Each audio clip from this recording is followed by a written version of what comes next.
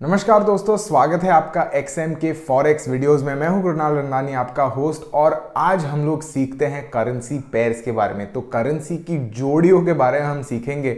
और आपको लगता होगा ये करेंसी पेयर्स क्या होता है, ये पेयर्स शब्द क्यों आ रहा है यहाँ पर।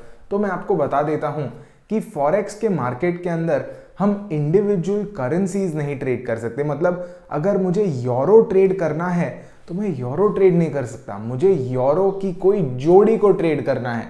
जैसे मैं यूरो यूएसडी ट्रेड कर सकता हूँ, यूरो जीबीपी ट्रेड कर सकता हूँ और कुछ वैसे ही। तो अब आप सोच रहे होंगे कि ये तो कैसा हुआ, मतलब ऐसे जोड़ी जोड़ी में कैसे चल रहा है ये खेल। तो मैं आपको बता देता हूँ, हम कोई भी चीज़ खरीदते हैं उसमें कुछ इस जोड़ी जैसा ही होता है। जैसे मैं समझो एक गाड़ी खरीदता हूँ और मैं बोलता हूँ वो 10 लाख की गाड़ी है। तो मैं अगर बाजार में जाता हूँ, मतलब शोरूम में जाता हूँ गाड़ी खरीदने के लिए, तो मैं 10 लाख की गाड़ी खरीद रहा हूँ और उसके सामने मैं 10 लाख रुपए दे रहा हूँ। तो कुछ वैसे ही जब हम समझो यूएसडी आईएनआर खरीदते हैं 75 रुपये में, 75 रुपीज़ में $1 खरीदेंगे तो हमें डॉलर मिल रहा है और सामने हम रुपए दे रहे हैं। तो कुछ उसी तरह से करेंसी पेयर्स होते हैं। और ये सारी चीज़ शेयर्स में भी है। अभी मुझे पता है आप लोग को शेयर्स के बारे में अच्छा आइडिया होगा। तो समझो हम अगर एबीसी कंपनी का एक शेयर खरीदते हैं तो हम शेयर खरीद रहे हैं और रुपए दे रहे हैं। तो वैसे ही अगर हम समझो यूएसडी आईएनआर खरीद रहे हैं तो हम लोग $1 ले रहे हैं और सामने $1 दे रहे हैं। तो कुछ उसी सोच के साथ हम आगे बढ़ते हैं, क्योंकि करेंसी पेयर्स में भी अलग अलग प्रकार होते हैं। आप सोच रहे होंगे कि ये क्या सारी चीज़ है, बट मेरा भरोसा रखिए, बहुत बहुत आसान है और बहुत ही लॉजिकल है। आप एक बार समझ जाओगे तो आपको लगेगा वाह, ये तो एकदम ही आसान सी चीज़ हो गई, ज़रा भी कॉम्प्लेक्स नहीं है, ज़रा भी पेचीदी नहीं है। तो उतना मेरे पर भरोसा। अब आगे बढ़ते हैं, हम समझते हैं कि अलग प्रकार के करेंसी पेयर्स कौन से। तो पहले आता है major currency pairs. Major currency pairs मतलब जो बड़े करेंसी पेयर्स होते हैं वो। तो उनका अगर मैं आपको उदाहरण दूं, एग्जाम्पल दूं, तो मतलब जो मेजर पेयर्स है वो यूरो यूएसडी हो गए, हमारे जीबीपी यूएसडी हो गए। तो ये जो बड़े बड़े करेंसी पेयर्स हैं जो दुनिया भर में बहुत ट्रेड किए जाते हैं वो होते हैं मेजर करेंसी पेयर्स। और ज़्यादातर लोग इन्हें ट्रेड करना पसंद करते हैं क्योंकि इनमें लिक्विडिटी ज़्यादा रहती है। लिक्विडिटी ज़्यादा रहने का मतलब इनमें व्यापार ज़्यादा होता है, इनमें ट्रेड ज़्यादा होते हैं।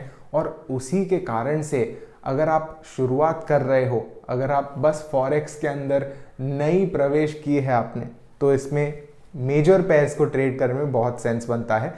इनमें स्प्रेड्स भी कम रहते हैं। मुझे पता है आप में से काफ़ी लोगों ने अपनी खुद की रिसर्च की होगी और आपने देखा होगा कि फॉरेक्स ब्रोकर्स जो होते हैं वो स्प्रेड्स के द्वारा कमाते हैं, स्प्रेड्स चार्ज करते हैं। अब मेजर पेयर्स में स्प्रेड्स भी कम रहते हैं। तो इसी कारण से मेजर पेयर्स बहुत बहुत लोकप्रिय है और इसीलिए हमें इन्हें एनालाइज करके अच्छा फायदा हो सकता है। अब दूसरे प्रकार के करेंसी पेयर्स होते हैं क्रॉस करेंसी पेयर्स।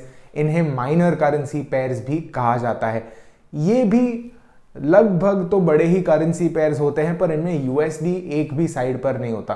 तो इनका एग्जाम्पल अगर हम मानते हैं तो यूरो जीपीवाई हो गया, और वैसे जो सारे छोटे मोटे पेयर्स हैं, अब छोटे मोटे भी नहीं कह सकते, बड़े ही हैं, पर जो यूएसडी के साथ नहीं आते वो माइनर हो जाते हैं। अब इनमें थोड़ा सा लिक्विडिटी कम होता है, मतलब इनमें व्यापार ले बेच जो होती है वो थोड़ी सी कम होती है और इसी कारण से ज़्यादातर ट्रेडर्स इन्हें पसंद नहीं करते ट्रेड करने के लिए। अब हाँ, अगर आपका इसमें एज डेवलप हो जाता है, अगर इसमें आपका एज बन जाता है तो आप इन्हें भी ट्रेड कर सकते हो बहुत अच्छे से और इसमें भी आपका फ़ायदा होगा। पर ज़्यादातर ट्रेडर्स इन्हें ट्रेड करना पसंद नहीं करते।